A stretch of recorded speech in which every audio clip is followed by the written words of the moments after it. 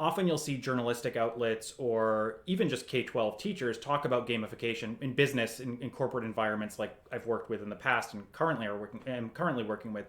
They've talked about this as well, and they think gamification means take all the points and scores and the operant conditioning elements that games incorporate, leaderboards, for example, that we're just going to port that into whatever we're doing, and that's going to solve the problem of engagement. And I think of that as being a very, very narrow understanding of what games afford players. But that was the first time it all crystallized for me where I said, the thing that works about games in education has nothing to do with the technological element of it. That's one factor, but it's not the definitive factor.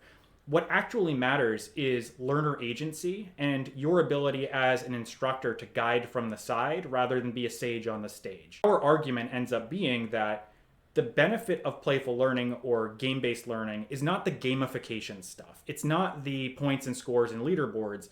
It is the openness of these worlds for learners to be able to explore them and ask questions and then answer those questions in ways that make sense for them from their perspective.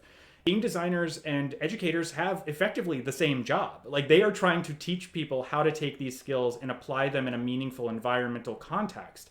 And our job as educators specifically is to get learners to transfer that information or transfer those skills from outside the learning context into the real world. So whereas educators are trying to focus on transfer, game designers are thinking about how can I help a player who I don't have any direct contact with? It's all abstracted, it's all removed. How am I going to teach them how to interact with this world I've created?